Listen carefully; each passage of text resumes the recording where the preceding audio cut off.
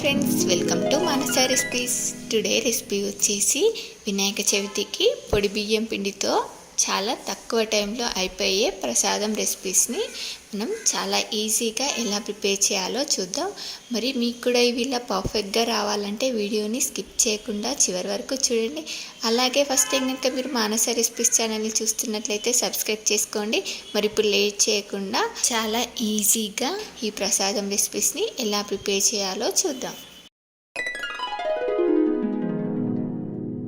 ముందుగా ఇలా ఒక కప్పు వాటర్ని యాడ్ చేసుకొని ఒక చిటికెడంత సాల్ట్, ఒక టేబుల్ స్పూన్ బెల్లము, ఒక టీ స్పూన్ నెయ్యిని యాడ్ చేసుకొని ఈ నీటిని ఇలా మరిగించుకున్న తర్వాత దీనిలోనికి ఒక కప్పు పొడి బియ్యం పిండిని యాడ్ చేసుకొని దీన్ని ఇలా బాగా మిక్స్ చేసుకొని స్టవ్ ఆఫ్ చేసేసి మూత పెట్టి కాసేపు పక్కన పెట్టేసుకుందాం. ఇప్పుడు ఇది చల్లారేలోపు ఈలోపు మనం లోపల స్టఫింగ్ కోసం ఒక కప్పు పచ్చి కొబ్బరి తురుముని గ్రైండ్ చేసి వేసుకున్నాను. అలాగే దీనిలోనికి ఒక 3/4 కప్పు బెల్లంని యాడ్ చేసుకొని బెల్లం మొత్తం ఇలా కరిగే వరకు బాగా మిక్స్ చేసుకోవాలి. బెల్లం మొత్తం ఇలా కరిగిన తర్వాత ఇప్పుడు దీనిలోనికి ఒక 1/2 టీ స్పూన్ ఇలాచీ పౌడర్ని యాడ్ చేసుకొని దీన్ని ఇలా బాగా మిక్స్ చేసుకోవాలి. చూడండి, మనకు ఇప్పుడు స్టఫింగ్ రెడీ అయిపోయింది. దీన్ని వేరే బౌల్లోకి తీసి పక్కన పెట్టేసుకుందాం. ఈలోపు మనకు ఇది కూడా చల్లారిపోయింది. పిండిని ఇలా అరచేతితో ఒత్తుకుంటూ ఇలా సాఫ్ట్గా తడుపుకోవాలి. ఈ పిండిని ఇలా చూడండి, ఒక కప్పు వాటర్కి ఒక కప్పు పొడి బియ్యం పిండిని యాడ్ చేసుకుంటే కరెక్ట్గా సరిపోయింది. చూడండి, ఇప్పుడు ఇలా ఒక చిన్న పిండి ముద్దని తీసుకొని ఇలా రౌండ్ బాల్లా చేసుకొని నేను ఇక్కడ వీడియో క్లిప్లో చూపిస్తున్నట్టుగా ఇలా వేళ్ళతో ఇలా గిన్నెలా ఒత్తుకోవాలి. చూడండి, ఇలా గిన్నెలా ఒత్తుకున్న తర్వాత ఇప్పుడు దీనిలోనికి మనం ముందుగా ప్రిపేర్ చేసి పెట్టుకున్న స్టఫింగ్ని కొంచెం తీసుకొని ఇలా వేళ్ళతో దగ్గరికి ఒత్తుకుంటూ మనం ఏ మిషన్ అవసరం లేకుండానే ఇలా చాలా ఈజీగా మోదకాలని ఇలా ప్రిపేర్ చేసుకోవచ్చు. చూడండి, ఇలా మనకు దీన్ని ఇలా షేప్ చేసుకున్న తర్వాత ఇప్పుడు దీనిపై ఒక చాకుతో కానీ టూత్పిక్తో కానీ డిజైన్ చేసుకుంటే సరిపోతుంది. చూడండి, ఇలా మనకు చాలా ఈజీగా మోదకాలని ఇలా చక్కగా ప్రిపేర్ చేసుకోవచ్చు. చూడండి, నేను ఇక్కడ వీటిని 5 రకాలుగా ప్రిపేర్ చేస్తున్నాను. దీన్ని కూడా ఇప్పుడు ఇలా గిన్నెలా ఒత్తుకొని ఇప్పుడు దీనిలోనికి కొంచెం స్టఫింగ్ని పెట్టేసి చూడండి ఇలా రౌండ్గా చుట్టుకోవాలి. చూడండి, దీన్ని ఇలా రౌండ్గా చుట్టుకుంటే లడ్డులా రెడీ అయిపోతుంది. చూడండి, మనకు లడ్డు షేప్ కూడా రెడీ అయిపోయింది. ఇలా లడ్డులా చేసుకున్న తర్వాత ఇప్పుడు సేమ్ అలానే గిన్నెలా కాకుండా ఇలా కొంచెం ఫ్లాట్గా ఒత్తుకోవాలి.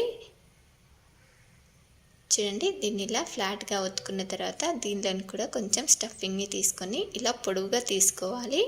పొడవుగా తీసుకొని ఇలా క్లోజ్ చేసుకొని ఇలా చేతితో పిడికిడితో ఒత్తుకుంటే మనకు కుడుముల షేప్లో రెడీ అయిపోతుంది. చూడండి, మనకు కుడుములు కూడా రెడీ అయిపోయాయి.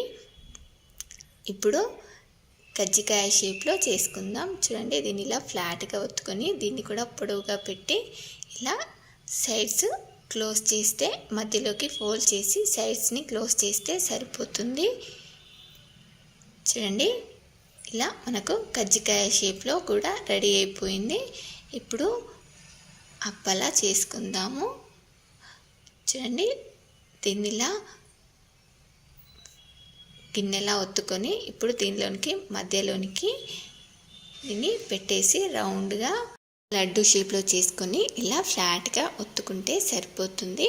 మనకు ఇలా 5 షేప్లలో ప్రసాదం రెసిపీస్ని చేసుకున్న తర్వాత ఇప్పుడు వీటిని ఆవిరిపై ఉడికించుకోవడానికి ఇలా ఒక గిన్నెలో ఒక గ్లాస్ వాటర్ని యాడ్ చేసుకొని ఇలా స్టాండ్ పెట్టేసి ఇలా ఒక ప్లేట్కి కొంచెం నెయ్యిని అప్లై చేసుకోవాలి.